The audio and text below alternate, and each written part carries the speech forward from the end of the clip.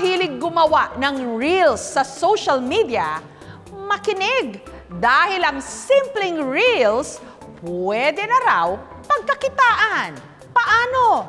Watch this! Gigi o gigil na gigil ang parentals kung ito ang inaatupag ng kanilang mga anak. Cellphone na naman kayo ng cellphone! Facebook kayo ng Facebook! Kaka-TikTok mo yan! Pero maha-high blood pa rin kaya sila kung malaman nilang sa kaka-cellphone o hindi kaya kaka-FB o Facebook, pwedeng kumita ng daan-daang libong piso buwan-buwan? Yung February to March, umabot po siya ng 290,000 pesos. Is that for real? Paano? Ang dating product specialist sa isang mall na si Jose nawala ng trabaho nung nagkapandemya hanggang natuklasan daw niyang pwede palang kumita sa paggawa at pag-upload ng videos sa YouTube. Hello guys, good morning. So welcome dito sa ating YouTube channel. Paano nga mapadamihin ang inyong Facebook follower? That time, kailangan pa po namin talagang maghanap pa ng pagkakakitaan. Pinag-aralan ko. Si Jose gumawa ng mga video tutorial. Usually mga troubleshooting sa cellphone. Hello guys, my name is Josh from the Homebase Edit, and today's tutorial, Ang kanyang unang nakubra sa mga in-upload niyang short video, mahigit 8,000 piso. Yung earnings ko po, na-surpass po yung earnings ko sa trabaho. Nung November po, dito po ako full-time na po sa pagkikreate ng short videos or Facebook Reels. Ang mga ginagawa niyang short videos mula 60 hanggang 90 seconds lang. Ito, sample. Ayan, so mula dito guys, pwede ka na ditong mag-tutorial. Habang ang mas mahahabang videos naman, nasa 5 minuto ang haba, kung saan maaring mag-place ng ads o patalastas. Mula noon, palaki na raw ng palaki ang kanyang kita. Una ko pong na-earn 7,900 pesos. Second month, 97,000 pesos po. At magugulat kayo sa sunod na niyang naging sweldo. February to March, umabot po siya na 290,000 pesos. Ito guys, yung 3 tips na pwede kong i-share sa inyo. Wow! Nang dahil sa Reels, nabago ang buhay ni Jose. For real! Dati po kasi namamasahe kami, ngayon hindi na po. Nakabili po kami ng brand new motor, nakapag-invest po kami sa bahay at lupa. By next year po, for renovation na po siya. Dati po talaga, wala kaming oras, puro trabaho po yung ginagawa namin. Kapos pa din po yung kinikita namin. Dahil po sa Facebook Reels, mas marami na po akong oras sa pamilya. See you again next time. Bye-bye! Si John Limuel naman mula Pasay, sa loob ng 3 linggo, kumita ng 70,000 pesos at ang puhunan lang daw niya laway sa pagla-live sa TikTok kasama ng kanyang kaibigan na si Balong. 2015 pa lang nakilala na sa mundo ang pagva-vlog ni na John Limuel bilang miyembro ng Bakla ng Taon o BNT. anyways, thank you Jessica. Pero nito lang nakaraang buwan, nag-TikTok live sina John Limuel habang may suot-suot na wig. Wala tuloy. Galunggong! Galunggong! Galunggong! Habang nagla-live ako, nag-aayos ako ng wig, may mga nagsasend ng gift. Hanggang sa inengganyo na raw niya na gawin ang nauuso ngayong AI Live o Artificial Intelligence Live. Galunggong! Galunggong! Galunggong! Galunggong! Dito, ang followers ni John Limuel, mapapadalhan siya ng gift stickers gaya ng rose, soccer ball, Gold! at fire. Sweldo! Gagawan mo siya ng mga arte-arte per gift. So, tuwa sila sa mga pinaggagawa namin. Yung mga gifts, may corresponding point siya.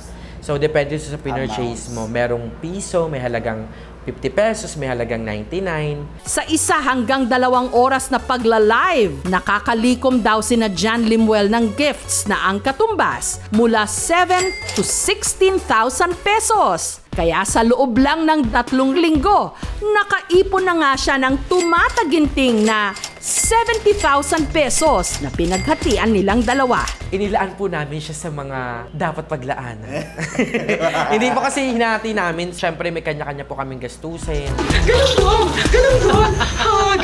Ay mga kasangga, welcome ulit sa panibagong video natin dito sa... Si JV naman, noon pa man, hilig na raw ang pagpo-post ng mga kuha niyang videos online. Hanggang sa nakita niya ang potensyal ng Facebook Reels para ma-market din ang kanyang e-commerce business. Pero sa una, The struggle is real daw talaga. Nahirapan nga po ako sa pag-edit dahil umaabot ng mga 3 to 4 hours sa isang short na video. Sabi ko, teka, hindi ko pa naman alam yung Facebook Reels, bakit hindi ko na lang isabay sa pag-aaral ko? Kaya ang ginawa niyang content, tutorial videos kung paano gumawa ng Reels. Kaya naman tara, pag-usapan natin to. Araw-araw nag-aaral ako and then kino-content ko na rin po siya. Paano nga ba dadami ang mga nanonood ng videos ko? Hanggang ang account ni JV na monetized na. Nakakatanggap na siya ng sweldo mula sa una niyang in-upload. At ang kanyang unang paycheck, papasok na ngayong buwan. Magkano naman kaya ito? As of August 11, ito na po yung kinita natin.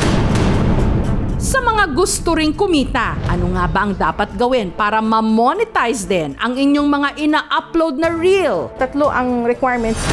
Sabay-sabay tayong malibang, matuto at kumita. At alamin kung paano kikita kahit pa ng hanggang daan-daang libong piso sa Reels. Umabot po siya ng 290,000 pesos. Sa aming pagbabalik. May ilan, hindi na lang ginawang simpleng libangan ang pagfe-Facebook. Kinarir na rin ang paggawa at pag-upload ng Reels. Paano nga ba dadami ang mga nanonood ng videos ko? Kung saan ang iba, kumikita pa ng daan-daang libong piso kada buwan. Yung February to March, umabot po siya ng 290,000 pesos. For real! Pero paano nga ba kumita o ma-monetize ang maiksing videos na ito? Kung halimbawa nagkaroon ka ng ganitong karaming views sa Reels mo, pwedeng may incentive ka. Another way is yung mga viewers mo, pwede ka nilang padalhan ng Facebook stars. May value siya, $0.01 ang isang Facebook star na matatanggap mo. 3 ang requirements, kailangan maging kilala ka sa isang topic. Pag-isipan mo kung ano yung mga maaari mong i-discuss tungkol doon sa topic na yon, na kaya mong i-discuss in 1 minute. Ang pangalawang challenge mo is paramihin mo ang views niya. Yung third, yung monetization.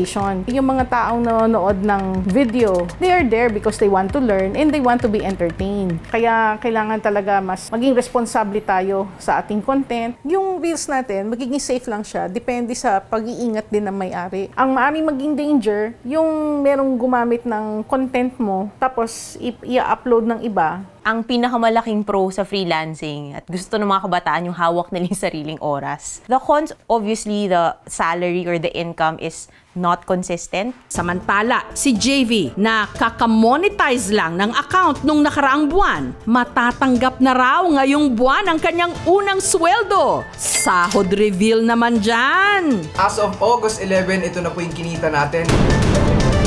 Nasa $700 mahigit na po ang kinita natin sa pag-upload lamang ng Reels. At ngayon nga pong katapusan ng August, ang estimated na kikitain ko ay 50 to 60,000 pesos po. Honestly, nung nagsimula talaga ako, hindi ako about do sa monetary. Isa sa pinaka-fulfilling sa akin is kapag merong nagme-message, may mga bagong tao na natutulungan ng mga videos ko. Sa mga nagbabalak mag-Reels, real talk lang. Tara, check mo to. Hindi sa lahat ng pagkakataon ang iisipin kung paano lang kumita. Dapat din syempre kung paanong ang ginagawa niyong video magiging instrumento ng pagkatuto at pagbabago. Thank you so much for watching. See you next time. Thank you so much mga kapuso. Kung nagustuhan niyo po ang videong ito, subscribe na sa GMA Public Affairs YouTube channel. Don't forget to hit the bell button for our latest updates.